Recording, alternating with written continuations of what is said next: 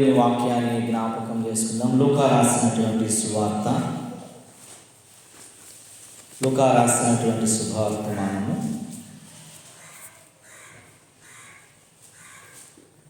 17వ అధ్యాయము 32వ వచనం. చిన్న మాట చదువుకొని కొద్ది నిమిషాలు జ్ఞాపకం చేసుకుందాము. చిన్న మాట చదువుకొని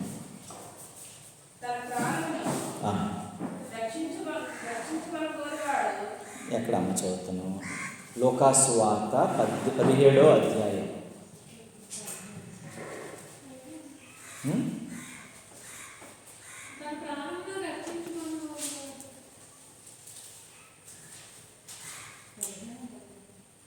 పదిహేడవ అధ్యాయం 32 అలా ఉండదా?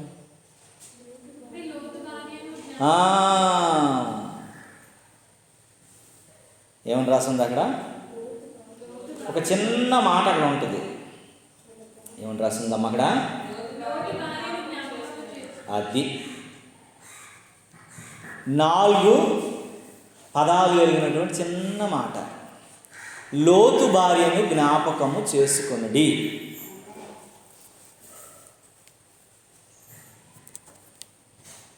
చూసారా, లోతు భార్య పేరు కూడా ఇక్కడ లేదు. ఆయనకేమని రాసింది? లోతు భార్య. లోతు అయినటువంటి ఒక వ్యక్తి ఉన్నాడు, ఆయనకు ఒక భార్య ఉంది, ఆయన పేరు కూడా లేదు. ఇప్పుడు చాలా భయంకరమైనటువంటి దినాల్లో మనం ఉన్నాం. రాకడకు సమీపమైనటువంటి దినాలలో ఉన్నాం. ఏ దినాన్ని ఏం జరుగుతుందో తెలియని పరిస్థితుల్లో ఉన్నాం. ఈ మధ్య 2 బస్సులు యాక్సిడెంట్లు జరిగాయి. ఒక బస్సు కాలిపోయి 19 మంది చచ్చిపోయారు. మరొక బస్సు టిప్పరు బస్సు గుద్దుకొని 25 మంది చచ్చిపోయారు. ఒక గూడ్స్ ఒక ట్రైన్ గుద్దుకొని చాలామంది చనిపోయారు. మొన్న రఘు కాలేజీలో చదువుతున్నటువంటి ఒక పిల్లోడు బస్సు గుద్దుకొని ఒక పిల్లోడు చచ్చిపోయాడు. అంటే యాక్సిడెంట్లు జరుగుతూనే ఉన్నాయి, విపత్తులు జరుగుతూనే ఉన్నాయి. దానికి సూచన ఏంటంటే దేవుని రాకడ మన మధ్యలో సమీపంగా ఉందని మనం జ్ఞాపకం చేసుకోవాలి. దేవుడు ఎప్పుడు రాబోతున్నాడో, ఏమి చేయబోతున్నాడో, ఏమి జరిగించబోతున్నాడో, దేవుని చిత్తానికి మనం దూరం అయిపోతున్నామేమో, ఆయన రాకడికి సమీపస్తులుగా మనం ఉండేవారని ఉండాలని దేవుడు మనల్ని ఏం చేస్తున్నాడండి? గుర్తు చేస్తూ ఉన్నాడు. ఈ ఉదయకాల సమయంలో మనం ఏం గుర్తు చేసుకోవాలంటే,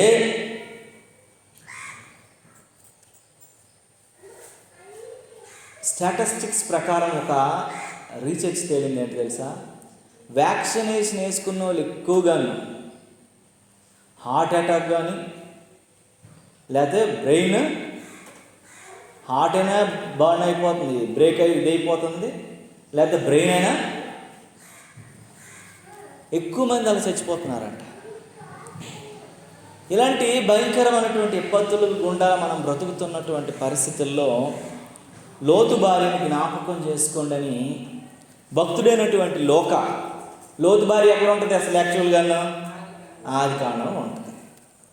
ఇతను ఎక్కడ చెప్తున్నాడు? కొత్త నిబంధనలో ఉన్నటువంటి లూకా సువార్త తెలియజేస్తున్నాడు. అంటే దానికి కారణం ఏంటంటే పిల్లరా, చాలా జాగ్రత్తగా మనం అబ్జర్వ్ చేయాలి. ఆయన రాకడకు సిద్ధపడుతున్నటువంటి యేసుక్రీస్తు పిల్లలు, లేకపోతే ఆయన శిష్యులు అనబడిన వారు, ఆయన విశ్వాసులు అనబడినటువంటి వారు, మన జీవితంలో సిద్ధపడండి అని దేవుడు హెచ్చరిస్తూ, ఎలా సిద్ధపడాలి అంటే లోతు భార్యను జ్ఞాపకం చేసుకోవాలి. లోతు భార్య జీవితంలో జరగలేనటువంటి స్థితులను బట్టి ఆమె ఏమైపోయిందో మనకు తెలుసు. నువ్వు అలా అయిపోకుండా ఉండాలంటే ఆమెను గుర్తు చేసుకొని నువ్వు ఎలా ఉండాలో అన్న విషయాలని దేవుడు కూలంకుషంగా బైబిల్లో వ్రాయబడింది. ఆమె దేవుని విషయాలలో ఎలా ఉంది, దేవుని చిత్తంలో ఎలా ఉంది, దేవుని కృపలో ఎలా ఉంది అనేది ఈ వేద పుస్తకం మనకు తెలియజేస్తుంది. దేవునికి స్తోత్రం కలుగును గాక. ఈ పుస్తకం ఏంటండి? ఏమంటారు దీన్ని? వేద పుస్తకం. ఈ పుస్తకంలో చాలా విషయాలు వ్రాయబడ్డాయి. మొట్టమొదటి ఏంటంటే దేవుని వ్యక్తిత్వానికి సరిపడేటట్లుగా, దేవుడు అనేటువంటి వాడట, ఆయనకు ఒక వ్యక్తిత్వం ఉంటుంది, ఆ వ్యక్తిత్వం ఎలా ఉండాలంటే క్షమించగలిగిన, మన్నించగలిగిన, ప్రేమించగలిగిన, కరుణించగలిగిన, త్యాగం చేయగలిగిన, భక్తి సాధనలోనికి వెళ్ళగలిగినటువంటి వ్యక్తిత్వం కలిగినటువంటిదిగా చూపించాలంట. రెండోది, దేవుడు అనేటువంటి వ్యక్తికి మంచి సుగుణాలు ఉండాలి. ఎలాంటి బయట గుణాలు, అలాంటి గుణాలు ఉండకూడదంట. మంచి సుగుణాలు ఉండాలి, చెప్పుకోదగ్గ గుణాలు ఉండాలి, రోల్ మోడల్ కలిగిన గుణాలు ఉండాలి, ఆలోచింపదగినటువంటి గుణాలు ఉండాలి, మన మనస్సుకు దేవుడు హెచ్చరించగలిగినటువంటి గుణాలు ఉండాలా. ఈ గుణంలాగా నేను మారిపోవాలన్నటువంటి ఆలోచన మనలోకి రావాలా, అలాంటివి కలిగి ఉండాలంట. మూడోది, దేవుని కార్యాలు, ఆయన మహత్వ కార్యాలను వివరించగలిగినటువంటి పుస్తకమై ఉండాలంట. దేవుడు ఎన్నో అద్భుతాలు, ఆశ్చర్యకార్యాలు చేసినటువంటివిగా. నాలుగోది ఏంటంటే ఆయన ప్రణాళికలను గుర్తించగలిగినట్టు, ఆ ప్రణాళికలు చూపించగలిగిన పుస్తకమై ఉండాలంట. ఇవన్నీ లేకపోతే అది వేద పుస్తకం అవ్వదు. అందుకే ఈ వేద పుస్తకం అనబడినటువంటి ఈ పరిశుద్ధ గ్రంథం ఈ ఉదయకాల సమయంలో నీకు నాకు తెలియజేస్తుంది ఏంటంటే, మనకి రెండు విషయాలను బాగా బోధపరిచినట్లు చేస్తుంది. ఒకటోది, నీకు బోధనే ఉండాలా, లేదు అనుకుంటే నీకు బుద్ధినే ఉండాలా. నీకు బోధించగలిగి ఆ బోధన అనుసరించి నువ్వు భక్తిలోకి నడిపించగలిగేటువంటిది నేర్పించగలుగుతుంది. రెండోది, నీకు సుబుద్ధిని కలిగి నువ్వు బ్రతుకుతూ నీవు ఈ లోకంలో ఈ యొక్క పరిస్థితులు గుండా నువ్వు ఎలాగా బుద్ధి కలిగి ఉండాలో, బుద్ధి తెచ్చుకోవాలన్న విషయాలను కూడా నేర్పిస్తుంది. దేవునికి స్తోత్రము కలుగునుగాక. హల్లెలూయా. ఒక మారు రోమీయులకు రాసిన పత్రికలో ఒక మాట జ్ఞాపకం చేసుకుంటే 15వ అధ్యాయం 4వ వచనం అంటాడు, మనకు బోధ కలుగుటకు వ్రాయబడును అని రాసి ఉంటుంది అక్కడ. అంటే నీకు బోధ, అయ్యా కొన్ని మాటలు పెద్దోళ్ళు చెప్తున్నప్పుడు నీకు బోధ పడిందా, నేను చెప్పింది నీకు బోధ పడింది అయ్యా అని అంటారు. అంటే అర్థం ఏంటి? నేను చెప్పింది నీకు అర్థమైందా, నేను చెప్పింది నీకు నచ్చిందా, నేను చెప్పింది నీవు దానిని మరి సరి చేసుకోగలగడానికి కావాల్సినటువంటి మాటలేనా అని చెప్తా ఉంది. అడేమని రాస్తుంది? అనగా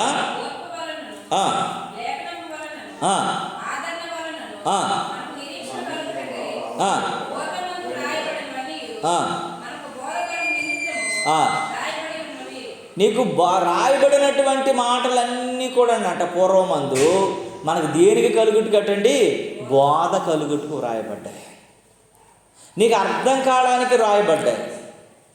రెండోది, ఇంకో మాట చూస్తే కొరింథీయులకు రాసిన పత్రిక మొదటి పత్రికలు అంటాడు 10:11 అంటాడు. ఇక్కడ ఏమని రాశాడంటే చూడండి,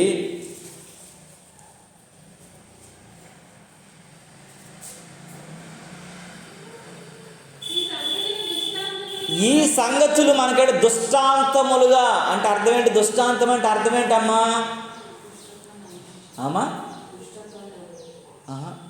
దుష్టాంతం అంటే దుష్టత్వం అని అభినందించడం కాదు. దుష్టాంతం అంటే మన కొరకు జ్ఞాపికగా ఉంచటం అన్నమాట. ఇంగ్లీష్లో ఏముంది అక్కడ?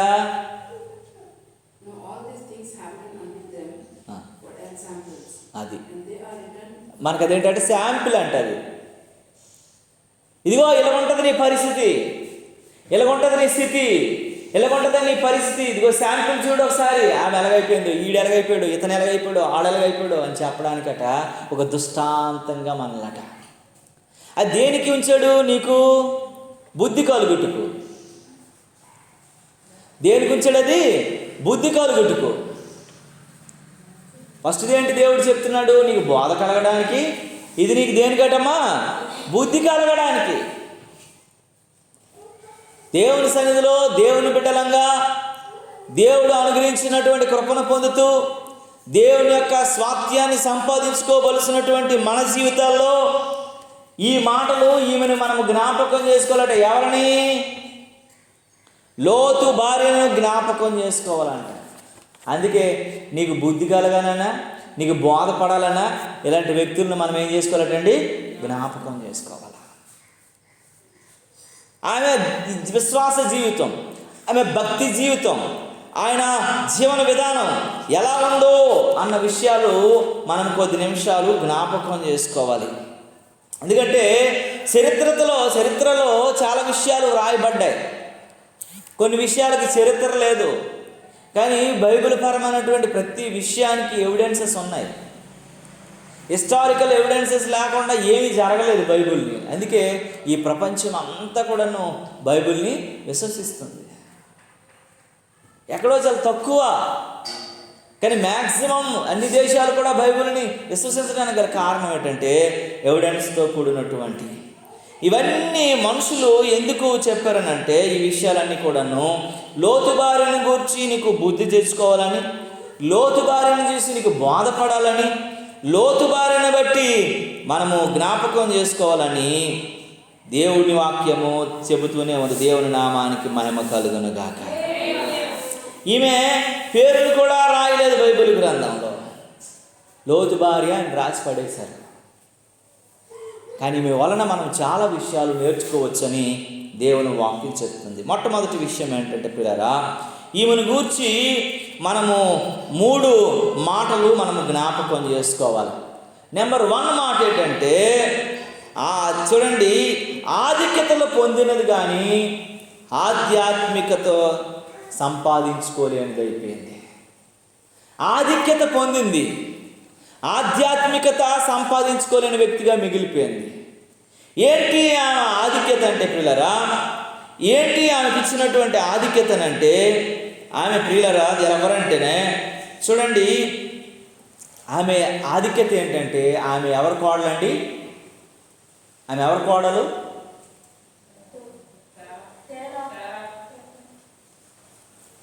తేరాహు కొడుకులు ఎవరు? అబ్రహాము కదా. అబ్రహాము తమ్ముడు కొడుకు అనమాట లోతు కదా. లోతు భార్య ఎవరు? లోతు కొడుకు ఎవరు? లోతు భార్య ఎవరు? లోతు భార్య ఎవరంటే అబ్రహాం కూతురా. లోతు భార్య ఎవరు? ఇప్పుడు ఎవరు మనం చెప్పుకుంటున్నామో ఆవిడ పేరు లేదు. ఈ లోతు భార్య ఈ అబ్రహాం గారికి ఏమవుద్ది? ఆమె కోడలు అవుతుంది. ఆమె ఎలాంటి కుటుంబంలోకి వచ్చిందనంటే మామూలు సామాన్యమైన కుటుంబంలోకి రాలా. ఆమె ఆధిక్యత చెప్పుకోవడానికి ఎవరు కోడలనంటే ఏం చెప్తారండి? ఎవడో పనికిమాలోడు కోడలని చెప్పడానికి కాదు కదా, ఒక పని మనిషి కోడలని కాదు కదా, ఒక ఎవడో దిక్కుమాలోడు కోడలని చెప్పుకోవడానికి కాదు కదా. ఈమె భక్తిలో ఆధ్యాత్మికంగా మంచిగా లేదు. ఈమె ఎవరికి ఇన్స్పిరేషనల్ కాదు. ఈ మంచి దైవభక్తి కలిగినటువంటి స్త్రీ కాదు, దైవ జ్ఞానం సంపాదించుకున్న వ్యక్తి కాదు, మాదిరిగా జీవించే వ్యక్తి కాదు. ఏమీ లేకపోయినప్పటికీ కూడా ఆమె ఆధిక్యత ఏంటంటే పిల్లరా, ఎవరు కోడలామే? అబ్రహాం గారి కోడలు. లోతు భార్య అండి అబ్రహాం గారి కోడలు ఉంది కదండి, అది అబ్రహాం గారు అలా తమ్ముడు గారి యొక్క కోడలు అండి. అబ్రహాం ఎలాంటాడు? ఆయన ఆధిక్యత ఏంటి అని మనం ఆలోచిస్తే పిల్లరా, చాలా ఆధిక్యతలు ఉన్నాయి అబ్రహాం గారికి, చాలా ఆధిక్యతలు ఉన్నాయి ఆయనకి. చాలా విషయాలలో ఆయన గొప్ప గనుడు, గొప్ప ఉన్నతమైనటువంటి వాడు. ఆయన చాలా విషయాలలో ఉన్నతమైనటువంటి స్థితిని పొందుకోగలిగినటువంటి వాడు. చూడండి, యాకోబు రాసినటువంటి పత్రిక 2వ అధ్యాయం 23వ వచనం అంటాడు, ఈమె ఎవరింటి కోడల పిల్లనంటే ఒకసారి జ్ఞాపకం చేసుకుందాం. యాకోబు రాసినటువంటి పత్రిక 2వ అధ్యాయం 23వ వచనంలో అమ్మా, కాబట్టి అబ్రహాము దేవుణ్ణి నమ్మాడు, అది అతను నీతిగా ఎంచబడింది, అది లేఖనం నెరవేర్చబడింది.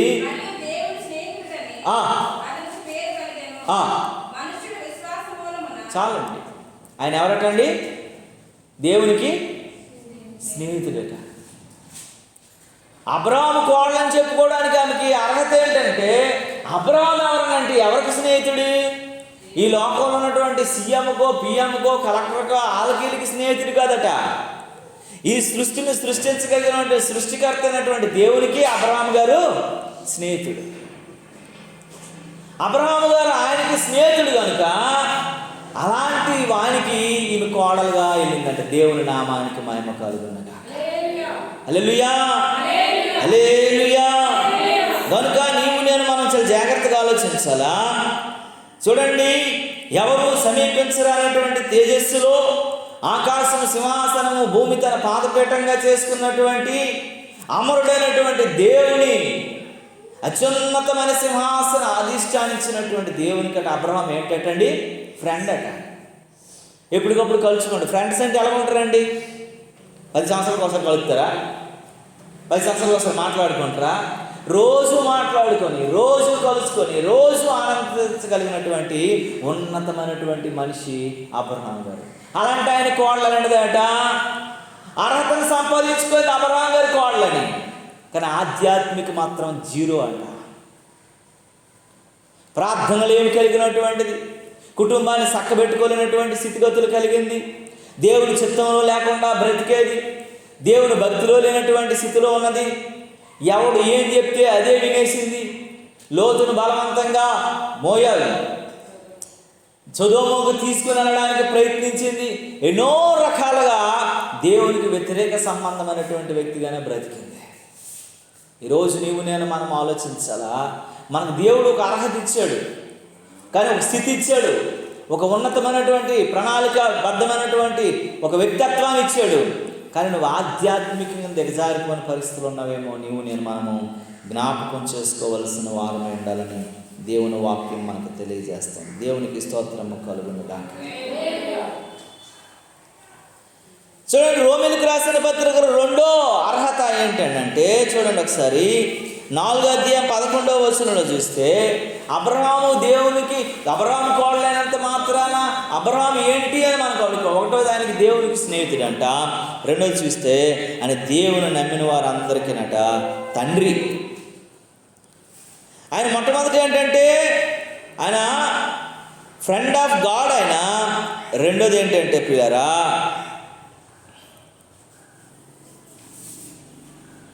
చూడండి ఆ మాట చూడండి అమ్మా, 4వ అధ్యాయం 11వ వచనం, రోమీయులకు రాసిన పత్రిక.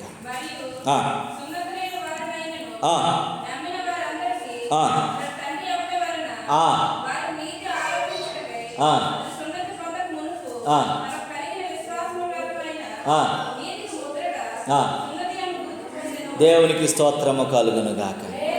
ఈ లోకం అంతటికి ఆయన ఎవరటమ్మా? మన Mahatma Gandhi garu father of the nation. West ఇండీస్కి ఆయన ఎవరు?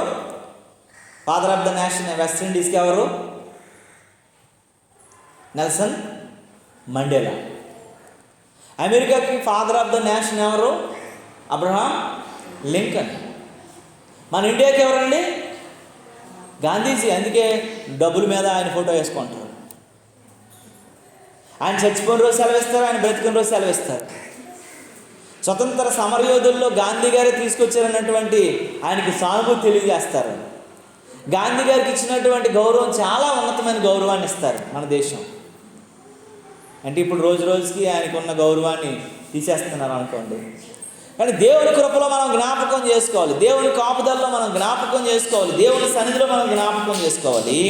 ఆయనట ఫ్రెండ్ ఆఫ్ గాడ్ అంట, ఫాదర్ ఆఫ్ ద ఫెయిత్ అంట. ఆయన father of faith, friend of God, దేవుని యొక్క స్నేహితుడు, మరియు ఆయన అనేక మందికి తండ్రి, విశ్వాసానికి తండ్రి. విశ్వాసానికి తండ్రి అయినటువంటి వాడు కోడలికి విశ్వాసం లేదు, అది బాధాకరం.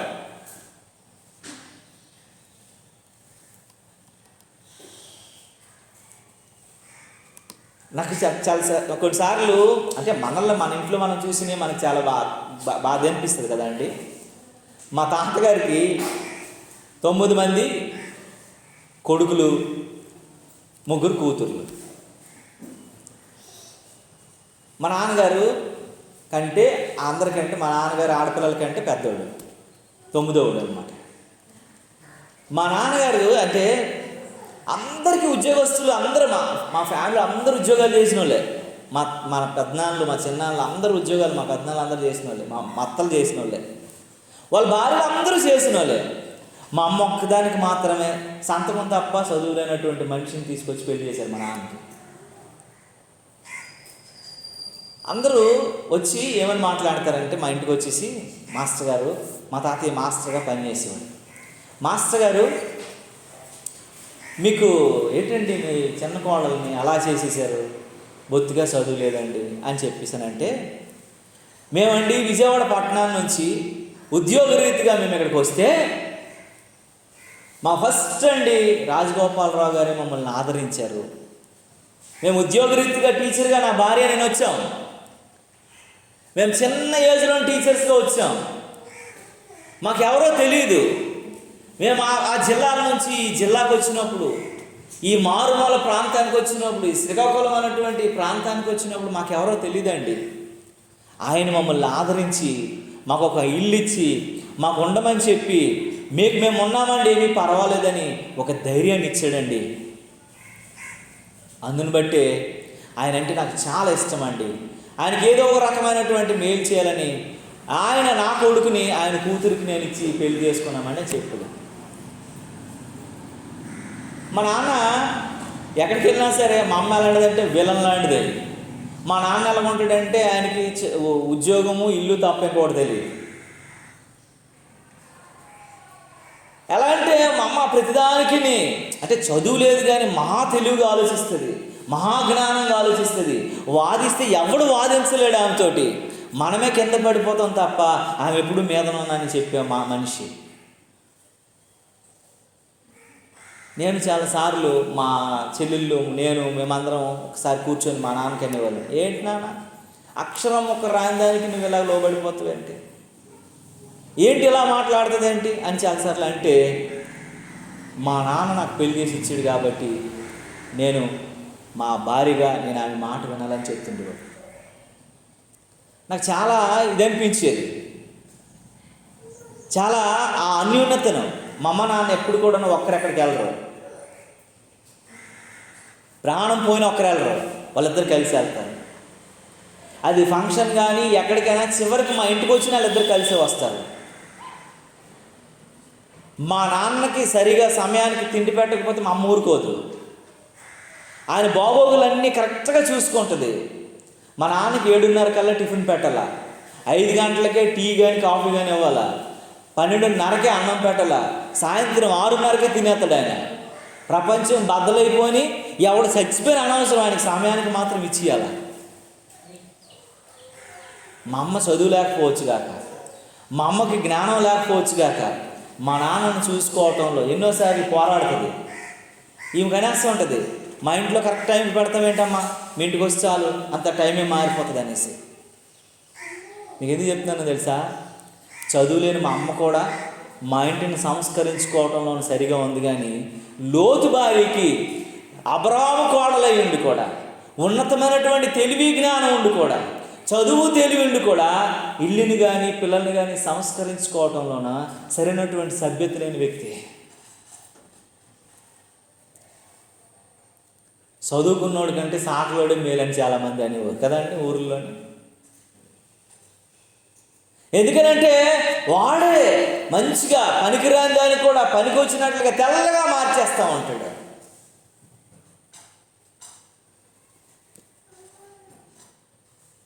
వాడు సరైనటువంటి దీంతో మార్చేస్తూ ఉంటాడు. కానీ మన జీవితాల్లో మాత్రము నల్లగానే మిగిలిపోయిన పరిస్థితిలో ఉన్నాం. దేవునికి స్తోత్రం కలుగునగాక. ఆదికాండం 18వ అధ్యాయము 19వ వచనంలో ఏమంటుందంటే, అబ్రహాం ఎటువంటివాడు అని అంటే, పిల్లరా దేవుని అంటే వెంబడించేవాడంట. దేవుని నామానికి స్తోత్రం కలుగునగాక. ఈ మాటలు ఏమని రాసిందో తెలుసా? ఏమని రాసిందండి? ఎట్లనగా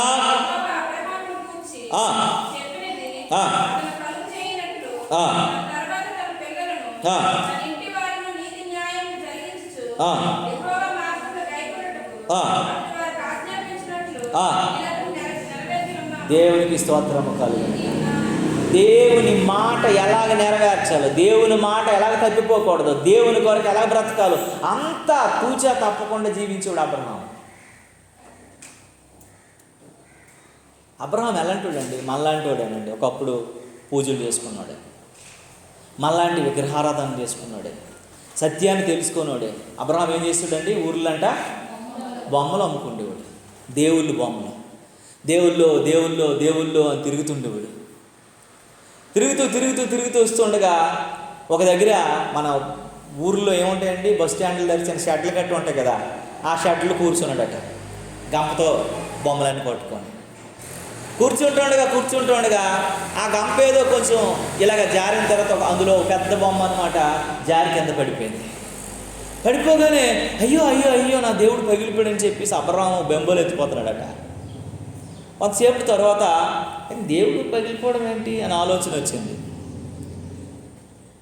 దేవుడు అంటే మనల్ని సృష్టించేవాడు కదా, దేవుడు అంటే మనల్ని నడిపించేవాడు కదా, దేవుడు అంటే మనల్ని ఆదరించి ఏ కష్టం వచ్చినా సరే ఆయన దగ్గరికి వెళ్ళి అయ్యా భగవంతుడా నన్ను కాపాడు, నన్ను కరుణించు, నన్ను రక్షించు అని చెప్తే అలాంటి విన్నవించుకోగలిగిన వాడు, అలాంటి వివరించుకోగలిగిన వాడు ఇప్పుడు పగిలిపోయేటి అని అబ్రహాంకు అంతుపట్టినటువంటి పెద్ద ప్రశ్న వచ్చి నిలవబడింది ఆయన ముందు. అప్పుడు ఆలోచించడం మొదలుపెట్టాడట, ఏదో ఉంది అని. అప్పుడు దేవుడు మాట్లాడాడు అబ్రహాంతో, దేవుని విశ్వసించాడు, దేవునితో నడవటం మొదలుపెట్టాడు, దేవునితో జీవించడం మొదలుపెట్టాడు, దేవునికి స్నేహితుడైపోయాడు, అనేక జనాలకు తండ్రి అయిపోయాడు. ఇప్పుడు దేవుని అడుగు జాడల్లో నడవగలిగినటువంటి వ్యక్తిగా మారిపోయాడు. దేవునికి స్తోత్రం కలుగుతుంది. అంత గొప్పోడు కోడలంటే ఎలా ఉందటమ్మా, అర్హతలను సంపాదించుకుంది కానీ ఆధ్యాత్మికతలోను భక్తిలోను సున్నా జీవన విధానంలో ఉంది. ఆధ్యాత్మికంగా బాగా దిగజారిపోయింది. అలాగని తన భర్త అయినటువంటి లోతు కూడా చెడ్డోడే కాదండి. భర్తను గురించి కూడా ఒక మాట రాసింది, ఆ మాట చదువుకుందాము. ఏమని రాసిందని పేతురు 2వ పత్రికలో ఒక మాట ఉంటుంది. అలా భర్త ఎలా అంటాడంటే 2వ పత్రిక చూడండి, పేతురు పత్రిక మరి 2వ అధ్యాయం 7-8 వచనాలను చూడండి. దీక్షి చదవట్లేదేంటి? నీకు పెద్ద బైబిల్ కొని చెప్తానండి, కళ్ళు కనబడట్లేదేమో, మరేమి చదవట్లేదు నువ్వు. పేతురు రాసిన 2 పీటర్ 2వ పేతురు పత్రిక చూడండి, 2వ అధ్యాయం 7-8 వచనాలు చదువా అమ్మా. దుర్మార్గుల కామర వికారములు విత్తములైన బహుబాధపడినటువంటి నీతిమంతుడంట. దేవునికి స్తోత్రం కలుగు. చూడండి, అక్కడ దుష్టులు, కామ వికారులు, చెడ్డోళ్ళు, ఎలాంటి వాళ్ళు అలాంటి వాళ్ళ మధ్య అంట ఎవరకండినా నీతిమంతుడిగాను బాధపడేవాడు కానీ ఆ చెడు కార్యాలను చూసి, ఆ దుష్ట కార్యాలను చూసి, ఆ పాడైపోయిన కార్యాలను చూసి తట్టుకోలేనటువంటి వాడిగా గుండ్లు బాదుకుంటూ బాధపడుతున్నాడు. అయ్యా ఏంటి ప్రభు అంటే అలాంటి నీతిమంతుడు అంట ఆయన. నీతిమంతుడి భార్య ఎలా ఉందమ్మా? అవినీతిలో కూరుకుపోయింది. నీతిమంతుడి భార్య సపోర్టివ్గా ఉండాల. కొన్ని కష్టాల్లో, కొన్ని ఇబ్బందుల్లో భర్తకు భార్య, భార్యకు భర్త కాకపోతే చాలా ప్రమాదాలు అయిపోతాయి. మెయిన్ ఫైనాన్షియల్ ఒకటోది, హెల్త్ పరమైనటువంటిది రెండోది, 2 విషయాల్లో. 3 కుటుంబపరమైనటువంటి సమస్యల్లో భర్త భార్య ఏక శరీరంగాను ప్రతి విషయంలో నిలబడగలగాలి. ఆర్థిక సంబంధమైన ఏ ఇబ్బంది వచ్చినా భర్తకి భార్య నిలబడాలా. ఏమండి ఏం కాదు, నేనున్నాను, నీకు జరుగుతుంది, ఎప్పొత్తును తప్పిస్తాడు దేవుడు, నీ తోడున్నానన్నటువంటి ధైర్యాన్ని ఇవ్వగలిగిన భార్య అయి ఉండాలి. అలాగే ఆరోగ్యపరమైనటువంటి సమస్య వచ్చినప్పుడు మీకు దేవుడు మంచి ఆరోగ్యాన్ని ఇస్తాడు, లేకపోతే భార్యకు మంచి ఆరోగ్యం. ఈ మధ్య యూట్యూబ్లో ఒక చిన్న సిచ్యువేషన్ చూశాను. ఒక భార్య భర్తని పిసినారు భర్త అని తిట్టుకుంటుంది. వాళ్ళకి ఒక కొడుకు కూడా ఉంటాడు. ఆయనకి ఎప్పుడో డాక్టర్ చెప్పాడంట, అతనికి భర్తకి ఏమని చెప్పాడంట, నీ భార్యకి బ్రెయిన్లో ఒక రకమైనటువంటి ట్యూమర్ ఉంది, ఎప్పుడైనా సరే అది పగిలిపోవచ్చు, ఎప్పుడైనా సరే ప్రమాదం జరగవచ్చు, డబ్బులు జాగ్రత్త పెట్టుకో. ఆ విపత్తు జరగగానే ఒక 5-6 లక్షల వరకు అవ్వచ్చు, మరి ఆ విపత్తు జరగకముందే నీ ధనాన్ని నువ్వు సమకూర్చుకోవాలి అని చెప్పి డాక్టర్ గారు భర్త గారికి చెప్పారంట. ఈ భర్త ఆ రోజు నుంచి కూడాను నా భార్యని నేను చంపుకోకూడదు, నా భార్యని నేను పాడు చేసుకోకూడదు, నా భార్య నా నుంచి దూరం అయిపోకూడదు, నా బిడ్డని నన్ను నా సంరక్షించగలిగిన నా భార్య ఉండాలని ఏం చేస్తుండేడట, ఒక పిసినారి భర్తలాగా మారిపోయాడంట. ఆయన మారిపోయి ప్రతిరోజు కూడా కష్టార్జితంలో నుంచి ఒక 50% ఇప్పుడు 1000 రూపాయలు కష్టపడితే ఒక 500 టీవీలో బయట ఎక్కడ ఉంటే తీసి వాడేస్తారేమని టీవీ, పెద్ద టీవీ, డ్రమ్ముల టీవీ ఉంటుంది కదండి. ఇప్పుడైతే అన్నీ చిన్న వచ్చేసాయి. ఆవిడ ఎంత పెద్ద టీవీ వెనకాల ఇలా ఉంటుంది కదా, ఆ టీవీలో ఉన్నట్టు దాని కన్నాలు కూడా ఉంటాయి కదా, ఆ కన్నాల్లో రోజుకి 500 ఆయనకి అస్సారి నుంచి వేసేవాడంట. ఈ భార్య రోజు నొచ్చుకుంటూ ఉండేది. నైటీ కొనమనంటే ఆ పక్కింటి ఆవిడికి, వాళ్ళకి తెలిసిన వాళ్ళకి, వాళ్ళందరికీ, పిన్నిలకి, చుట్టాలు ఉంటారు కదా, 2 నైటీలు ఉండి వేస్ట్గా ఉన్నాయి కదా పిన్ని, మీ కోడలు వేసుకుంటుంది, అక్క మీ చెల్లి వేసుకోండి, మా వదిన మీ చెల్లి, ఇలా అడిగి తెచ్చి ఆమెకి ఇస్తుంటే ఆవిడ ఫోన్ చేసి వాళ్ళకి అడిగిదట, ఈ నైటీలు నీవేలాగా ఉన్నాయని చెప్పేసి. ఆమె ఆయన వచ్చి అడిగి ఇచ్చానే బాబు అని చెప్పి, నువ్వు అడిగి తెచ్చావని చెప్పి ఆమె చిరాకు ఎత్తిపోతుండేది. ఇలాంటి పరిస్థితుల్లో ఆ భర్తని ఆమె ఏం చేసుకునేదంటే చాలా చెడుగా ఆలోచించేది. నా భర్త సరైనవాడు కాదు, మంచివాడు కాదు, నన్ను ప్రేమించే వ్యక్తి కాదు, నాకు కావాల్సినవి ఇచ్చేవాడు వ్యక్తి కాదు అని చెప్పి ఒక రకమైనటువంటి అభిప్రాయం ఉండేదంట. అలాంటి అభిప్రాయ పరిస్థితుల్లో ఈమెకి బ్రెయిన్ ట్యూమర్ వచ్చేసి పగిలిపోయింది. అలా గొప్ప కూలిపోగానే ఆయన హాస్పిటల్కి తీసుకెళ్ళాడు. డాక్టర్ గారు అన్నారట, 5 లక్షలు ఉన్నాయి, నువ్వు కడితే నీ భార్య బ్రతుకుతుంది, లేకపోతే చచ్చిపోతుంది. మీకు ముందే చెప్పాను కదా అన్నాడు. ఆ టీవీ ఓపెన్ చేసి, ఇంత కుర్రోడు ఉన్నాడు, ఇంత చిన్న పిల్లోడు ఉన్నాడు, వీడికంటే పెద్దోడు. ఆ పిల్లోడు చూస్తుండగానే ఆ టీవీ ఓపెన్ చేసి ఆ టీవీలో ఉన్నటువంటి డబ్బులన్నీ లెక్క పెడితే 6 లక్షలు ఎంత అయితే, ₹1,00,000 పాకెట్లో పెట్టుకొని 5 లక్షలు తీసుకెళ్ళి పరిగెత్తుకుని వెళ్ళి ఆ డబ్బుని కట్టి నా భార్యకి ఆపరేషన్ చేయండి అని చెప్తాడు. ఈమె వచ్చి హాస్పిటల్లో ఆపరేషన్ అయిపోయిన తర్వాత అనమాట ఆమె బెడ్ మీద కూర్చుంటుంది. కూర్చోగానే ఏమంటాడు ఆ పిల్లోడు వచ్చి అంటాడు, రే మీ పిసినారి నాన్న ఎక్కడున్నాడు రా, మీ పిసినారి నాన్న ఏం చేస్తున్నాడా, మీ పిసినారి నాన్న ఎక్కడికి వెళ్ళిపోయాడు రా, ఇంత డబ్బులు ఇలాగ హాస్పిటల్ ఏమైందిరా, నాకు హాస్పిటల్లో ఉన్నానని చెబితే ఆ పిల్లోడు అంటాడు ఏడుచుకుంటే, అమ్మా నాన్న పిసినారు కాదమ్మా, నాన్న ఉన్నటువంటి డబ్బులన్నీ తెచ్చి నువ్వు బ్రతకాలని, నువ్వు బాగుపడాలని మొత్తం కట్టేశాడమ్మా నాన్న, అందుకేనమ్మా ఈరోజు నువ్వు బ్రతికావు అని చెప్తాడు ఏడుచుకుంటాడు. అప్పుడు ఈ భర్త వస్తాడు. ఈ భర్త వచ్చి అంటాడు, నీకేం కాదువే, చిన్న సర్జరీ చేశారు, నువ్వు బాగైపోతావని అన్నాడు. అప్పుడు ఆయన పట్టుకొని ఆయన ఏడుస్తాడు. నీకు ముందు తెలుసు, ఎప్పుడు నాకు చెప్పకుండా నాకు ఒక ఎంత డబ్బు సమకూర్చినప్పుడల్లా నేను పిసినారోడు అనుకునేదాన్ని, కానీ ఇదంతా నా కోసమే, నా ఆరోగ్యం కోసమే, నేను బ్రతకాలనుకోవడం కోసమే నువ్వు చేసావని నేను ఎప్పుడు అనుకోలేదండి అని బాధపడదు ఆమె. భార్య భర్తల మధ్యలో ఎలా ఉండాలంటే ఒక ఐక్యత, ఒక సమైక్యత ఉండాలి తప్ప ఒక వ్యతిరేక సంబంధమైనటువంటి స్వభావం ఉండకూడదని దేవుని వాక్యం మనల్ని హెచ్చరిస్తుంది. దేవునికి స్తోత్రము కలుగునుగాక. ఈమె ఎలాంటిదంట, మంచి అన్ని రకాలైనటువంటి ఆధిక్యతలు ఉన్నాయి, కానీ ఆధ్యాత్మిక జీవన విధానంలో చాలా వెనకబడి ఉన్నటువంటి వ్యక్తి. చెప్పుకోవడానికే అబ్రహాము యొక్క కోడలు, చెప్పుకోవడానికే లోతు యొక్క భార్య, కానీ ఆమె జీవన విధానం, ఆమె భక్తి విధానం చూస్తే ఎలా ఉందటమ్మా, ఆధ్యాత్మికంగా చాలా బలహీనపడింది. అందుకే ఏమని రాసింది దేవుని వాక్యంలో, ఏమని రాసిందమ్మా, లోతు భార్యని మీరు జ్ఞాపకము చేసుకోండి. నీ యొక్క ఆధ్యాత్మిక జీవితం ఎలా ఉందో, నువ్వు మంచి ఆధిక్యతలో ఉండొచ్చు, మంచి స్థితిగతిలో ఉండొచ్చు, అన్ని రకాలుగా బాగుండొచ్చు, కానీ ఈ రాకడ సమయంలో నీ ఆధ్యాత్మిక జీవితం ఒకవేళ దిగజారిపోయిందేమో, పడిపోయిందేమో, వెనక్కి వెళ్ళిపోయిందేమో, లోతైనటువంటి అనుభవాలు కొంటే వెళ్ళలేని పరిస్థితులు ఉన్నావేమో, మనము ఈ ఉదయకాల సమయంలో జ్ఞాపకం చేసుకోవలసిన వారమై ఉన్నామని దేవుడు వాక్యము నిన్ను నన్ను హెచ్చరిస్తున్నాడు. దేవునికి స్తోత్రము కలుగునుగాక. దేవుని ఉగ్రతకి మనం ఏమైపోకూడదట, ఆయన ప్రత్యక్షతకు మనము ఇదైపోకూడదని దేవుని వాక్యం హెచ్చరిస్తూ ఉంది. దేవుని వాక్యం చెప్తుంది, మనము భయపడే వారంగా ఉండాలంట, దేవునికి భయపడే వారంగా ఉండాలి, దేవుని చిత్తానికి భయపడే వారంగా ఉండాలి. కానీ గొప్ప కుటుంబంలో ఉన్న, భక్తి కలిగిన కుటుంబంలో ఉన్న, ఆయనకి భయం లేనటువంటి, భక్తి లేనటువంటి జీవన విధానంలో ఆమె ఉందని దేవుని వాక్యం హెచ్చరిస్తూ ఉంది. దేవుని బిడ్డలారా, కీర్తన గ్రంథంలో ఒక మాట అంటే 36:1 ఒక మాట కీర్తనకారుడు, ఈ మాట చదివినప్పుడు నాకు చాలా ఆనందం అనిపించింది. దేవుని అంటాడంటే, వారి దృష్టి ఎదుట దేవుని భయము బొత్తిగా లేనటువంటి పరిస్థితి వెళ్ళిపోయిందట. అక్కడ ఏమని రాసిందో తెలుసా అండి, వారి దృష్టి ఎదుట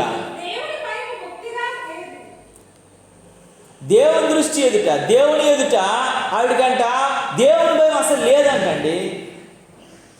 కొంచెం కూడా లేదంట చెప్పుకోవడానికి కూడా. తినేస్తుంది, బ్రతికేస్తుంది, ఇంచుమించు 5 పిల్లల్ని కాసింది. ఆమె ఎలాంటి జీవితమో తెలుసా? 5లో 3 ఎక్కడ ఉండిపోయారండి? సొదొమలోనే ఉండిపోయారు. 2 పిల్లలు వచ్చారు. వాళ్ళని ఎలాంటి బ్రతికారు? ఏమి జీవన విధానం బ్రతికారు? ఏమి స్థితిగతుల్లో ఉన్నారు? ఎందుకంటే తల్లికి భయం లేదు. పిల్లలు చెడిపోవడానికి మెయిన్ కారణం ఎవరో తెలుసా? తల్లి.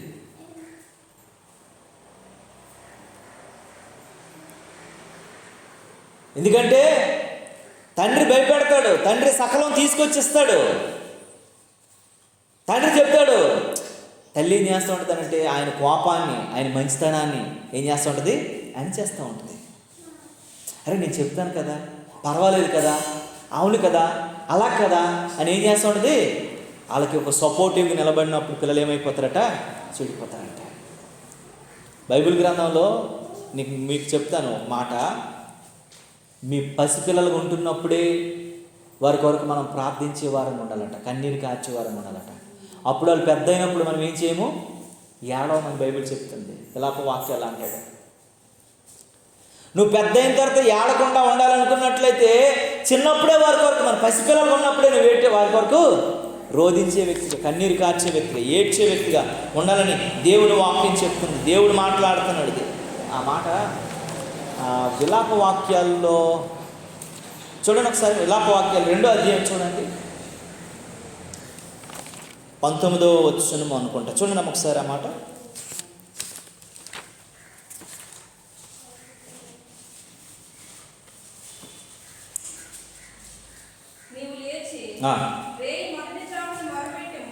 నీవు లేచి రేయి మొదటి జామున మొర్రపెట్టుము, నీళ్లు కుమ్మరించినట్లు ప్రభు సన్నిధిలో నీ హృదయాన్ని కుమ్మరించుము. అది అండి, నీ పసి పిల్లల ప్రాణము కొరకు నీ చేతులు ఆయన తోటి ఎత్తాలంట. చాలండి. నీ పసిపిల్లల యొక్క ప్రాణం కాపాడబడాలంటే, వారు ఎదగాలంటే, వారు ఆధ్యాత్మికంగా బ్రతకాలంటే, వారు దీవెనకరంగా ఉండాలంటే దేవుని వైపు నీ చేతులెత్తి ప్రార్థన చేసే వ్యక్తిగా ఉండాలంట. ఆ అనుభవాలు ఏమీ మీకు లేవండి.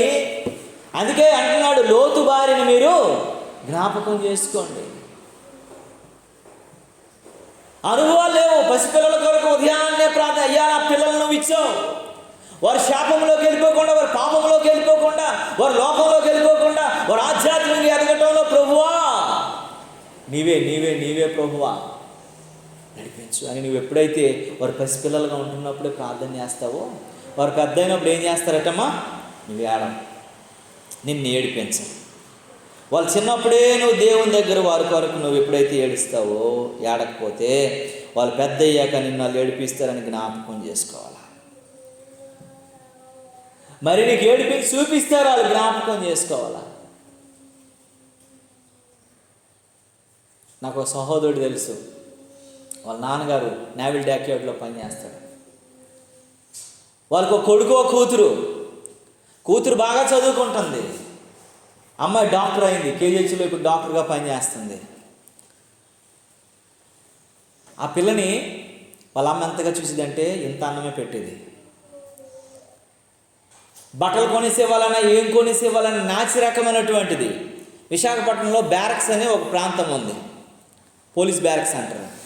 అక్కడ సర్వే కార్లు ఇలాంటివి కట్టి అక్కడ గౌన్లు, పంజాబీ డ్రెస్సులు అన్నీ అమ్ముతారనమాట. కట్టి తక్కువ రేట్లు 300కి 400కి అలా అమ్ముతారు. ఆ పిల్లకి తీసుకెళ్ళి ఆ బట్టలు కొనిపెట్టేది. వీడి పోరం పోగాడు, ఏ కూర లేకపోతే కనీసం ఆమ్లెట్ అయినా ఇస్తే కానీ వాడు తినడం. అలాంటి వాడిని బాగా బలిపించి పందెం కోడిలాగా, మరి ఊరు కాంబోతులాగా అనిపించింది. ఆ తండ్రి రోజు చెప్తుంటాడట, ఆడపిల్ల ఒకే కడుపు నిద్ర నీకు అన్నావు కదా, ఈమెకు ఒకలా చూస్తున్నావు, 300 రూపాయలు డ్రెస్ కొంటున్నావు, వాడికి 3000 డ్రెస్ కొంటున్నావు. ఈ పిల్ల బాగా చదువుతుంది, వాడికి చదివే లేదు, 10వ తరగతి 3-4 సార్లు పోయాడు. ఇంటర్మీడియట్ కూడా ఎన్నో కష్టాలు పడి కనీసం చదవమంటే చదవట్లేదు. ఇప్పుడు పాస్ అయ్యాడు. డిగ్రీ జాయిన్ అవ్వమంటే అవన అంటున్నాడు, క్రికెట్ అంటున్నాడు, ఇది అంటున్నాడు, అది అంటున్నాడని తండ్రి ఎంత నెత్తి కొట్టుకున్నా సరే ఆ తల్లి అని మాట వినలేదట. ఆ తండ్రి ప్రార్థన చేస్తూ బాధపడుతూ దుఃఖపడుతూ నాకు ఒకరోజు చెప్పాడు, బ్రదర్ మీ సిస్టర్ నా మాట వినట్లేదండి, పాప విషయంలో అంతా పక్షపాతమేనండి, తండ్రిగా నేను చూడలేకపోతున్నాను, అంతా పక్షపాతమే పాప విషయంలో. కొడుకు విషయంలో ఇద్దరు ఏకపక్షం అయిపోయారు. మా ఇద్దరిని కొట్టేస్తేనేమో భయం వేస్తుందండి. ఆయన నెలకు 1,00,000 రూపాయలు సంపాదించుకుని ఉద్యోగస్తుడండి నేవల్ డాక్యార్డ్లో. చెప్తున్నాడు ఎలా అయిపోయిందనంటే వీళ్ళ ఫ్యామిలీ వైపు మొత్తం ఆ పిల్లోడిని మార్చేసింది.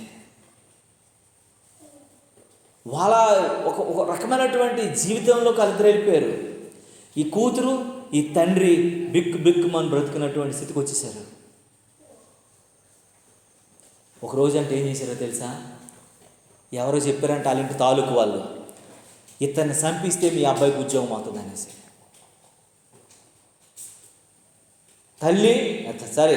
తల్లి కొడుకు ఇద్దరు ఒకటి అయిపోయి మాట్లాడుకుంటున్నారట. ఈ కూతురు వినేసింది.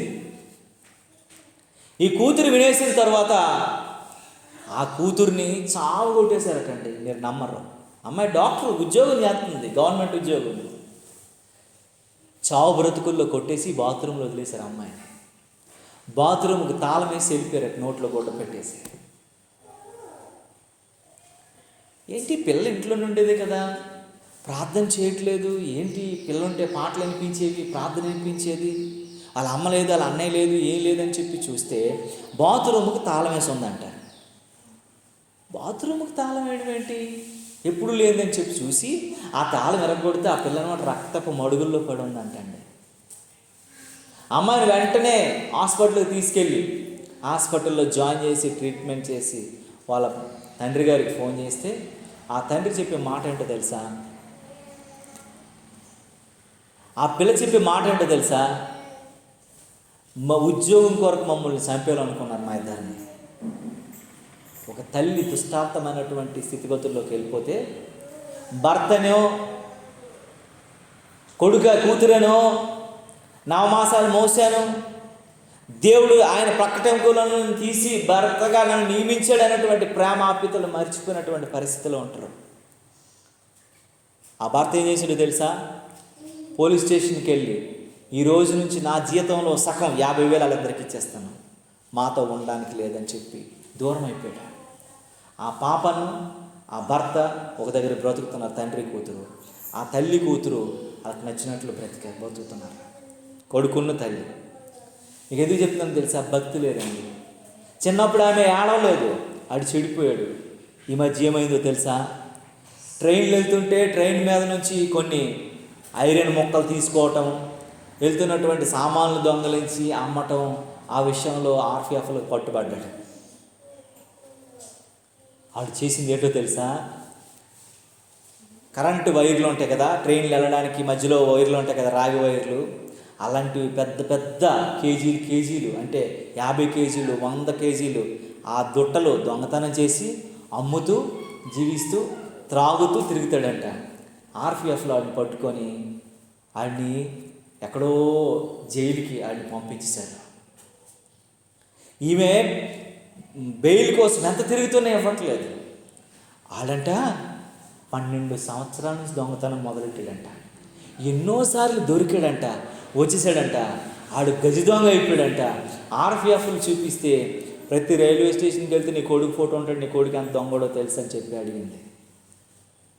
నా దగ్గరికి వచ్చి నాకు అడిగింది, బాబు బెయిల్ సంపాదించడానికి ఏదో రకంగా అయ్యా, నువ్వు దైవజనుడు కదా, ఎవరూ కనికరించట్లేదు, నువ్వు ఏదైనా చేయొచ్చు కదయ్యా అని నన్ను అడిగితే నేను చెప్పే మాట ఏంటో తెలుసా? నువ్వు చిన్నప్పుడు నీ పిల్లోడిని విచ్చలవిడి వదిలేసావు. నీ కూతురు ఈరోజు ఉద్యోగం చేస్తుంది, గవర్నమెంట్ డాక్టర్ అయింది, అనేక మందికి సేవ చేస్తుంది. నీ కొడుకుని దుష్టత్వంలో నడిపించావు కాబట్టి నీ కొడుకు పరిస్థితి అయిపోయింది. ఈరోజు నీ కొడుకుని నువ్వు ఎలా రక్షించగలవా? కాపాడగలవు? 7 సంవత్సరాలు జైలు శిక్ష ఇస్తారు కదా, 7 సంవత్సరాలు వాడు అనుభవిస్తున్నాడు కదా, ఎలా వస్తాడు అనుకుంటున్నావు అని చెప్పి నేనంటే ఆ పిల్లోడి దగ్గరికి నేను వెళ్ళి కలవడానికి వెళ్ళాను, సెంట్రల్ జైల్లో ఉంటే. ఆడేమంటున్నాడు తెలుసా? అమ్మా నువ్వు భయపడద్దా, 7 సంవత్సరాలు నేను తిరిగి వచ్చేస్తాను అంటాడు. ఆడు చెప్పే మాటకి వీడికి బెయిల్ కాదు కదా, వీడికి 14 సంవత్సరాలు వేసి అనిపించింది నాకు. ఇంకా మారు మనసు రాలే, పశ్చాత్తాపం లేదు. అయ్యో మా చెల్లి మా నాన్న బయటికి వెళ్ళిపోయారే, మా అమ్మ నేను ఒంటరిలం అయిపోయామే, కుటుంబం ముక్కలైపోయింది అనేటువంటి ఆలోచనకి కలగలేదు. 7 సంవత్సరాల తర్వాత వచ్చేస్తాను, నువ్వు భయం లేకుండా నువ్వు బ్రతుకని చెప్తున్నాడు. కారణం ఏంటో తెలుసా?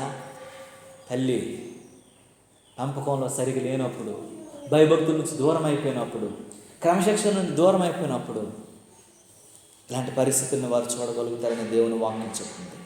లోతు భార్య ఎంత బాధ్యత రహితమైనటువంటిదో, ఎంత బాధ్యత లేనిదో కనుకనే పిల్లలు 5 పుట్టినప్పటికీ కూడాను చెల్లాచెదురైపోయిన పరిస్థితికి వెళ్ళిపోయింది. ఒక పాప అక్కడ సొదొమ పిల్లోడినే చేసుకుంది, దైవ సంబంధుడు కాదు లోక సంబంధుడిని చేసుకుంది. 2 కొడుకులు వారు నచ్చినట్లుగా సొదొమ సంతోషంలోనే ఉన్నారు. సొదొమ అంటే ఎంత భయంకరమైన దేశమో తెలుసా అండి? చిన్న పిల్లలు మొదలుకొని వృద్ధుల వరకు పాపములో తొలతూగేటువంటి వారు, వ్యభిచారాత్మతో నిండిపోయినటువంటి వారు, మద్యంతో మత్తులైపోయినటువంటి వారు, దుష్టత్వంతో నిండిపోయినటువంటి వారు, దేవదూతలను కూడా వదలకుండా సహించకుండా భక్తికి భంగం కలిగించేటువంటి దుష్టులు నివసించే ప్రదేశం అది. అందుకే దేవుడు ఏం చేశాడంటే మొత్తం అది లేకుండా సమూలం నాశనం చేశారని అగ్నివర్షాన్ని కురిపించడానికి దేవుడు సిద్ధమైపోయాడు. కురిపించి పడేయడానికి సిద్ధమైపోయినప్పుడు ఈయన ఏం చేశాడు తెలుసా? లోతు కుటుంబాన్ని ఎక్కడి నుండి మీరు వెళ్ళిపోమన్నాడు. వాళ్ళ భక్తిని బట్టి వెళ్ళిపోమన్నాడా? అబ్రహాం ప్రార్థన బట్టి వెళ్ళిపోమన్నాడా?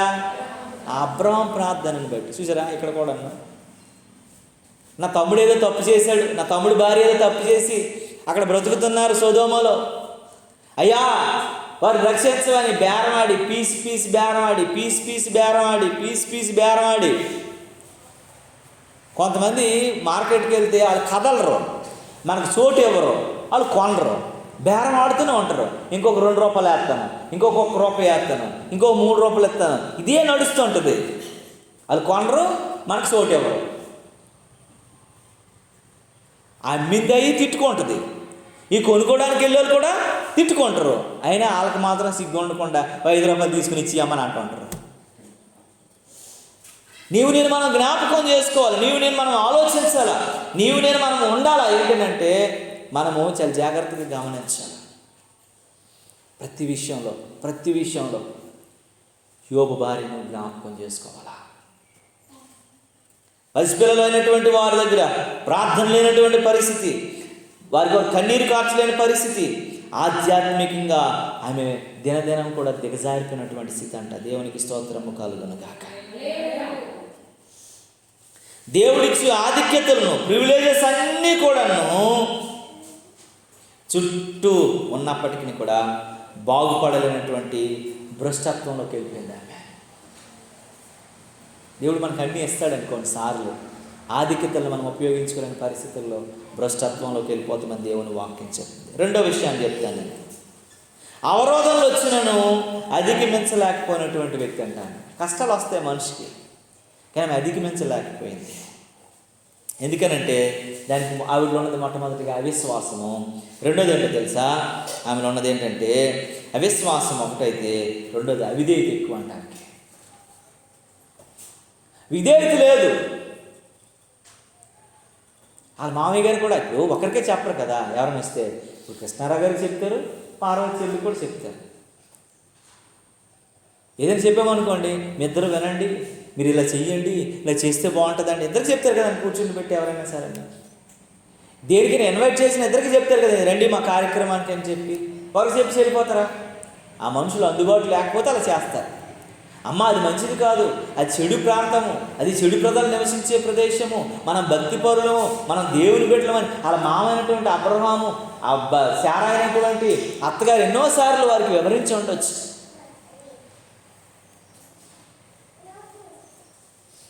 కానీ వారి మాటను కొట్టుపడేసిందంట. అవిధేయత చూపించింది, దేవుని మీద అవిశ్వాసాన్ని వ్యక్తపరిచింది. ఎక్కడ కూడాను దేవుని వైపు మళ్ళేటటువంటి పరిస్థితి లేదు. అందుకే హెబ్రీయులకు రాసిన పత్రికలో ఒక మాట ఉంటుంది, చదవండి ఒకసారి చూద్దాము. హెబ్రీయులకు రాసిన పత్రిక 11వ అధ్యాయంలో అంటాడు, 5-6 వచనాల్లో ఏమని చెప్తాడో తెలుసా? హెబ్రీయులకు రాసిన పత్రిక 11వ అధ్యాయంలో 5-6 వచనాల్లో ఒక మాట అంటాడు, చూడండి. విశ్వాసమును బట్టి హనోకు మరణము చూడకుండానట్లుగా కొనుకోబడును, అతడు కొనుకోబడినను దేవునికి ఇష్టడై ఉండెను, సాక్ష్యము పొంది కాగా దేవుడు అతను కొనిపోయిన గనుకనే అతడు కనబడలేదు. 6వ వచనం, విశ్వాసము లేకుండా దేవునికి ఇష్టడై అసాధ్యము. దేవునికి స్తోత్రము కలుగును. విశ్వాసం లేకుండా దేవుడికి ఎవరిని కూడా ఇష్టడిగా ఉండలేడు. విశ్వాసం చాలా అవసరం మనిషి జీవితంలో. విశ్వాసం ఉంది కాబట్టి హనోకు దేవునికి ఏమయ్యాడండి?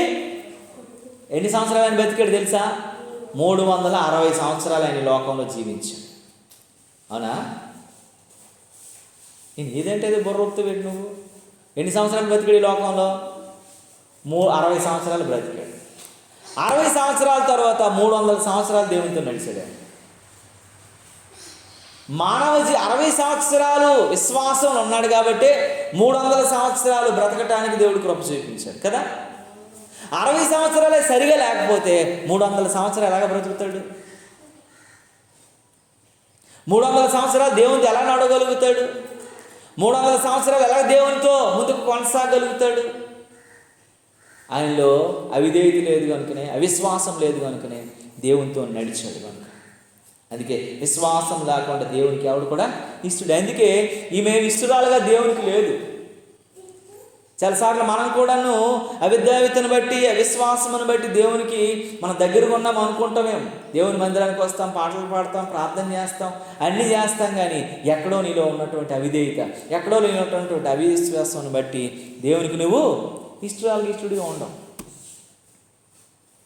కనబడంది అది నీకు ఉంటుంది. అంతరంగంలో నిండిపోయినటువంటి దానిని బట్టి నువ్వు దేవునికి నచ్చే వ్యక్తిగా ఉండవని దేవుని వాక్యం చెప్తుంది. దేవుని నామానికి మహిమ కలుగును. ఆవిడ అవిధేయత ఎలాంటిది అంటే పిల్లరా, పట్టణంలో చూడండి నాశనం వస్తుంది ప్రకటన చేస్తున్నారట. ఎవరు? అబ్రహాం గారు చెప్పాడంట. ఏమని? దేవదూతలు చెప్పారంట. ఏమని చెప్పారు? మన అబ్రహాం గారు మా మాట వినలేదు. సరే, దేవదూతలు కూడా వచ్చారు కదా అక్కడికి. వచ్చినప్పుడు చెప్పారమ్మా, ఇదంతా నాశనం చేసే పోతున్నాం, వీళ్ళ పాపం విస్తరించిపోయింది, క్షమించరానంత గొప్ప పాపం అయిపోయింది, కాబట్టి నీవు, నీ భర్త, నీ బిడ్డలు అందరు కలిపి ఈ దేశాన్ని విడిచిపెట్టి మీరు వెళ్ళిపోండి అని చెప్పారు. వెళ్ళిపోయినప్పుడు ఆవిడ ఎలా ఉండాలా? త్వరగా పిల్లల్ని, భర్తని, దేవుని దూతలు వచ్చి చెప్పారు కదండి, మనం వెళ్ళిపోవాలండి ఆయన చాకుండానట. అమ్మా, ఈ లోతు ఆ 2 ఆడపిల్లలు బయలుదేరిపోతే ఈ కొడుకులకి ఈ కోడలకి ఏమని చెప్పుకుంటుందట? మీరు రారా, మీరు రాలేరా, మేము వెళ్ళిపోతాం, ఒప్పుకోవట్లేదు లోతు, ఆయన తెల్లకపోతే ఏది తప్పనట్టుంది, అందుకే ఈ మూట పెట్టుకొని వెళ్తున్నాను, తర్వాత మీరు ఎలాగోలా వచ్చేయండి, మీరు బాగుంటేనే నేనే వచ్చేస్తాను, ఒకవేళ ఏదో వెళ్ళిపోతున్నాము, ఈ నా బుర్ర తినేస్తానని చెప్పేసి ఆయన పిలుస్తున్నా సరే ఈమె మనస్సు ఎటుందమ్మా? సొదొమ వైపే ఉంది. నాకు ఒక మాటలో ఆమెకు అనిపించింది, ఆమె చూడగానే నాకు ఏమనిపించింది అంటే, ఆమె విశ్వాసం దేవుని మాటకి ఆమె సంపూర్ణత విధేయత కలిగి జీవించలేదు కాబట్టి, సంపూర్ణమైనటువంటి నమ్మకాన్ని చూపించలేదు కాబట్టి, సంపూర్ణమైనటువంటి విధేయత ఎక్కడ లేదు కాబట్టి ఆమె కొంచెం కూడా మిగలకుండా ఏమైపోయిందండి? మొత్తం ఉపస్తంభం అయిపోయింది. నువ్వు వెనకకు తిరగొద్దు అని దేవుడు చెప్తే, భర్త చెబితే, దూతలు చెబితే ఎంత హెచ్చరించినను విననటువంటి వాడు ఏమైపోతాడు? హఠాత్తుగా నాశనం అయిపోతాడు. ఈమె దేవుడు దూతలు చెప్పారు, దేవుడు చెప్పాడు, మరి ప్రవక్త అయినటువంటి అబ్రహాం గారు చెప్పారు, తన కట్టుకున్న భర్త కూడా చెప్పాడు ఏమని? నువ్వు వాడు చూడకూడదు అనేసి. ఆమె అవిధేయత ఏంటి తెలుసా? చూసి ఒకేసారి ఉప్పు స్తంభంగా మారిపోయింది. కొన్ని కాలుకి వస్తే బాగుండు, బాగు చేసుకుని, చేయికి వస్తే బాగుండు, మొత్తం అయిపోయింది ఇంకా పనికి రాకుండా. అవిధేయత ఎంత గొప్పదంటే పిల్లరా, సమస్త కార్యాలకు నాశనానికి తీసుకెళ్ళిపోతుందంట. తర్వాత ఆ పిల్లలు సరైన పెంపకం లేవటం వల్ల దుష్టత్వంలోకి వెళ్ళిపోయారు, పాపంలోకి వెళ్ళిపోయారు, అవిధేయతలోకి వెళ్ళిపోయారు, అక్రమంలోకి వెళ్ళిపోయారు, చెడు కార్యాల్లోకి వెళ్ళిపోయారు.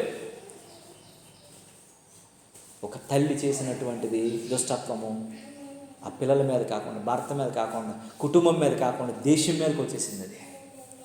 అందుకే లోతు భార్యను మనం ఏం చేసుకోవాలట? జ్ఞాపకం చేసుకోవాలా.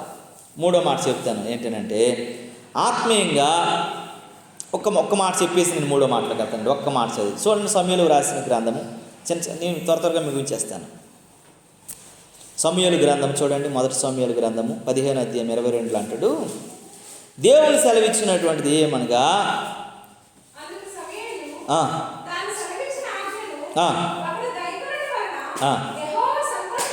చూడండి, దేవుడు సెలవిచ్చినటువంటి ఆజ్ఞను గైకుంటే దేవుడు సంతోషిస్తాడట. చాలా దేవుడు ఇచ్చినటువంటి ఆజ్ఞను ఎవడైతే గైకుంటాడో, అనుసరిస్తాడో, అప్పుడు దేవుడు ఏం చేస్తాడు?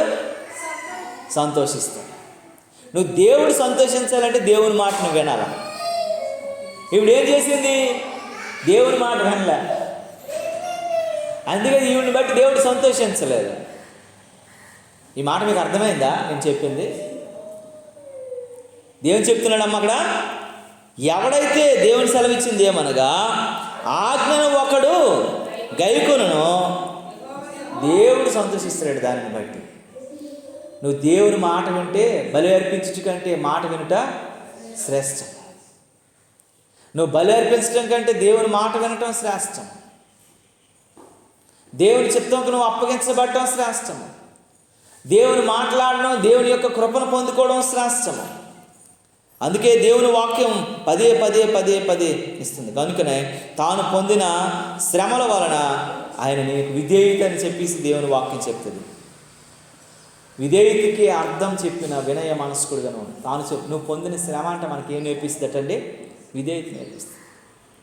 బాబోయ్, మళ్ళీ ఆ దెబ్బ నాకు తగలకూడదు, మళ్ళీ ఆ స్థితి మనకు రాకూడదు, మళ్ళీ ఆ పరిస్థితుల్లోకి మనము వెళ్ళకూడదు, ఇది జరిగింది ఇంకా నా జీవితంలో ఎప్పుడూ జరగకూడదు అన్నటువంటి ఆలోచనలోకి మనం వెళ్తాం.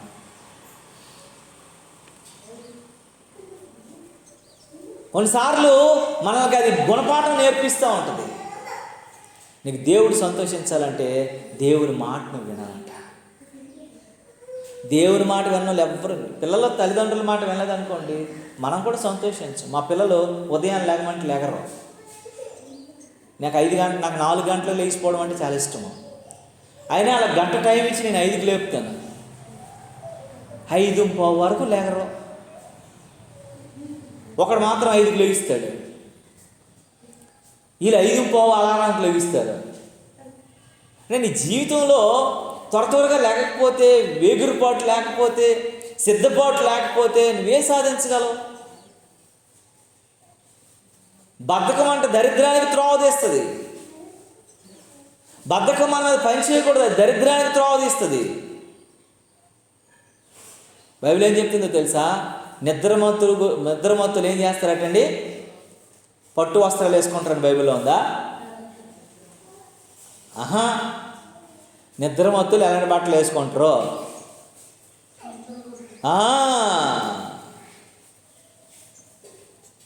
సింపుల్ గుడ్డలు ధరించుకుంటారు ఎప్పుడు నిద్రలో ఉన్నోళ్ళు. కనుక మనం మంచి అలర్ట్గా ఉండాలి, దేవునికి భయపడి ఉండాలి, దేవుని చిత్తంలో ఉండాలనుకున్నట్లయితే ఎప్పుడు మెలకు కలిగి ఉండాలంట. మెలకు కలిగి ఉండాలంట. ఆ మెలకు అనుభవంలోనికి నువ్వు రాగలగాలంట. దేవుని చిత్తంలో నువ్వు ఉండగలగాలంట. 5:15 యాన్స్లీ, లేగు యాన్స్లీ అంటే 5:15 వేస్తుంది.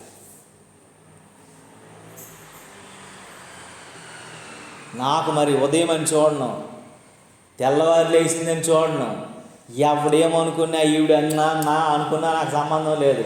లేచిన వెంటనే కర్ర పట్టుకొని ఫాట్ మనం కొట్టడమే.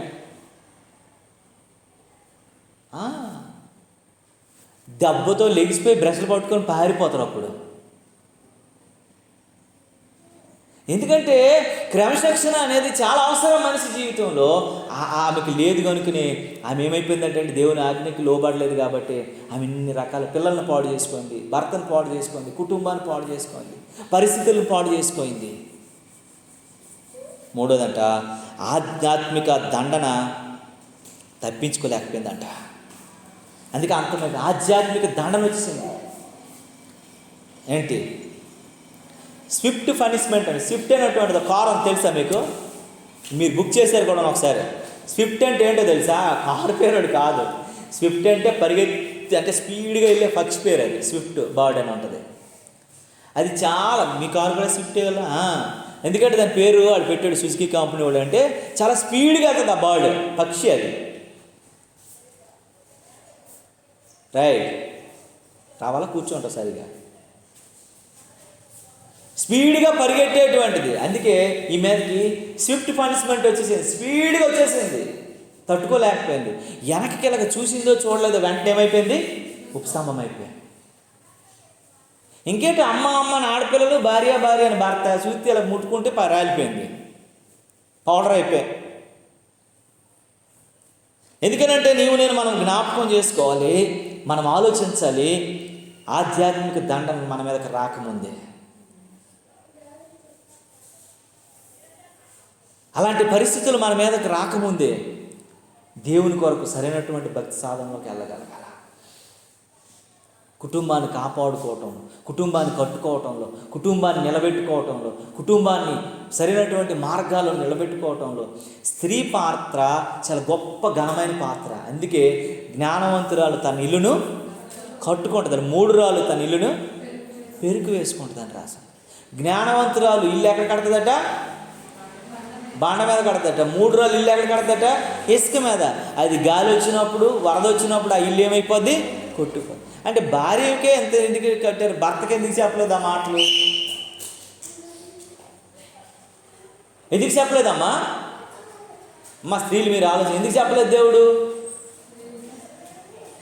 ఒక గృహిణి అని అన్నారు, గృహిణి అని అన్నారు కదా. గృహిణి అంటే అర్థం ఏంటి? గృహ నిర్వాహకము, నడిపించే వ్యక్తి అని అర్థం. కుటుంబం బాగుండాలంటే ఇల్లుని చూసి ఇల్లాలని చూడాలి అనేవారు పెద్దలు. అంటే ఇల్లు ఎంత బాగుందో ఆ ఇల్లాలు కూడా అంతే బాగుంటుంది అని అర్థం. ఇప్పుడు ఇల్లు ఇల్లాలని చూడాలంటే ఫస్ట్ ఇప్పుడు ఇల్లాలని చూస్తున్నారు. ఆవిడ ఫుల్ బ్యూటీ పార్లర్లో చూసినప్పుడా సూపర్. ఆమె తీసిన తర్వాత ఈ మధ్య యూట్యూబ్లో చిన్న ఒక ఏంటంటుందని షార్ట్స్ స్క్రోల్ అవుతుంది. ఒకడు వెళ్ళి ఓ బ్యూటీ పార్లర్ ఇంటికి వెళ్ళి తలుపు కొడతాడు. ఆడ ఐఫోన్ మొబైల్ డబ్బాలోనే అనమాట చిన్న ఏ ఫోన్ అది, కీప్యాడ్ ఫోన్ పట్టుకుని వెళ్ళాడు.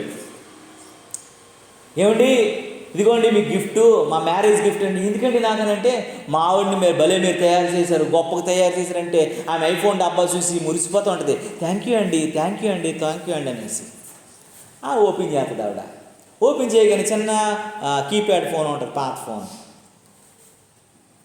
ఆడ అంటే ఇదేంటండి ఇది ఇచ్చారు, డబ్బా చూస్తే ఐఫోన్ది, లోపల చూస్తే మరి నువ్వు కూడాను పెళ్లి చేసుకున్నప్పుడు మేకప్ చేసినప్పుడు ఐఫోన్ లాంటిదాన్ని చేసావు దాన్ని మేకప్ తీసిన ఉదయం చూసేసరికి ఇలా ఉందమ్మా ఆవిడది, అందుకే నీకు సరిపోతుంది అన్నాడు.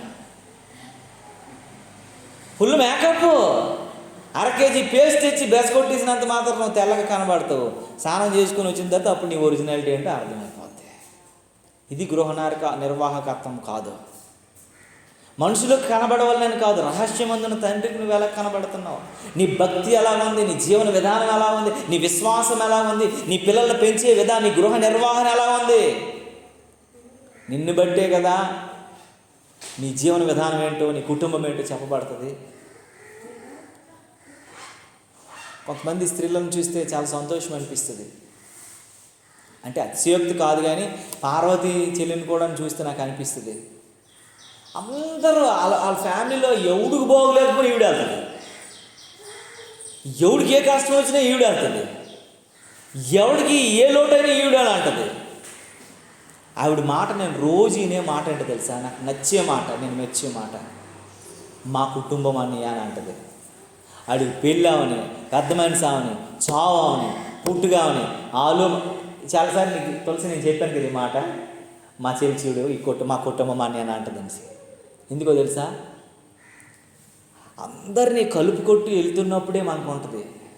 నువ్వు ఒంటరిగా ఉంటే ఒంటరిగానే మిగిలిపోతావు. నువ్వు అందరినీ కలుపుకొని వెళ్ళినప్పుడే నీకోసం అందరు చెప్పుకుంటారు,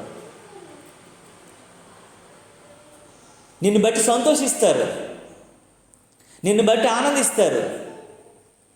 వాళ్ళ ఆడపడుచు పద్మ అని ఒక ఆవిడ ఉంది. ఆవిడ వాళ్ళ అమ్మ కిందనే ఉంటుంది, వాళ్ళ ఇంటికి రాదు, పైన వీళ్ళు ఉంటారు, వీళ్ళ ఇంటికి వస్తుంది. ఇప్పుడు కన్నవారి ఇంటికి వెళ్తాం కదా, తర్వాత అన్నయ్య ఇంటికి వెళ్తాం కదా, కానీ డైరెక్ట్గా ఎక్కడికి వస్తుంది, అక్కడికి వస్తుంది. కారణం ఏంటి? నువ్వు కలుపుకుంటూ వెళ్తే, నువ్వు ఆదరించగలిగిన మంచి మనస్ఫూర్తి అయినటువంటి ప్రేమ. వాళ్ళు ఏం కోరుకుంటారండి ఆడపిల్లలు? మంచిగా ప్రేమతో పిడికిడాన్నం, ఇంకా నీ కలిగితో గుడ్డ. మా ఇంటికి వస్తే మేము అన్నీ పెడతామంటాం కానీ వాళ్ళు రారు మా వాళ్ళు. నాకైతే చాలా బాధ అనిపిస్తుంది. మేము అన్నీ పెడతామని పిలిస్తే వాళ్ళు రారు మా ఇంటికి. నీ చీర కోసం మాకు టైం వేస్ట్ అని అంటాను, రాలు.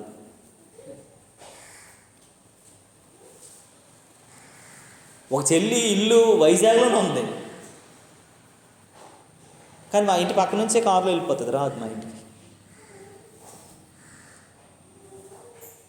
ఫోన్ చేసిన మాట్లాడుతుంది, మా ఇంటికి రాదు. అలాగని మా ఇద్దరి మధ్య గొడవలు లేవు. ఆధ్యాత్మికత అంతే.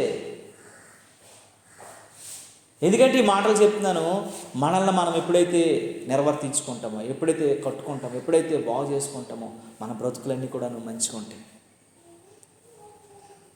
ఇప్పుడు కొన్నిసార్లు నాకు చెప్పేది, కొంచెం డబ్బులు బ్యాంకులో వేసి వచ్చి కొనాలని కొనుక్కుంటాను అంటది. నేను అంటాను, రాకపోతే నేను ఎందుకు ఇవ్వాలి, నేను ఇవ్వనని అంటాను.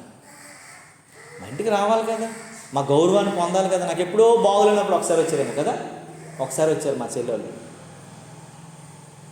మా చిన్న చెల్లి 2-3 సార్లు వచ్చింది అనుకుంటాను. మా పెద్ద చెల్లి ఒకేసారి వచ్చింది నా దగ్గరికి. ఎందుకంటే నాకు ఆడపిల్లలు అంటే చాలా ఇష్టం. మగోళ్ళు మన దగ్గర ఆస్తులు, మన దగ్గర డబ్బులు అన్నీ చూస్తారు, కానీ ఆడపిల్లలు మన ప్రేమను కోరుకుంటారు. వాళ్ళు మన నుంచి అది తప్ప ఇంకేం కోరుకోరు. మన కష్టం వచ్చినప్పుడు వాళ్ళు కన్నీరు కారుస్తారు, మన బాధలో వాళ్ళు వచ్చి నిలవబడతారు మన పక్షాన. మగోళ్ళు దొంగోలు. నేను మా ఇంట్లో కూడా మా ఇద్దరు పిల్లలతో ఎక్కువ ఉంటాను. నేను వాళ్ళ మమ్మీతోనే ఉంటాడు ఎక్కువ. ఆడ అవసరమైతే నాతో ఉంటాడు తప్ప ఎక్కువ వాళ్ళ మమ్మీతో ఉంటాడు. కానీ నా పిల్లలు మాత్రం ఎప్పుడు నా చుట్టూ తిరుగుతుంటారు. ఆమె కూడా అసూయపడినంతగా తిరుగుతారు వాళ్ళు. చాలాసార్లు ఆమె అంటూ ఉంటుంది, నీ పిల్లలు నీతోనే ఉంటారు అంటావు కదా.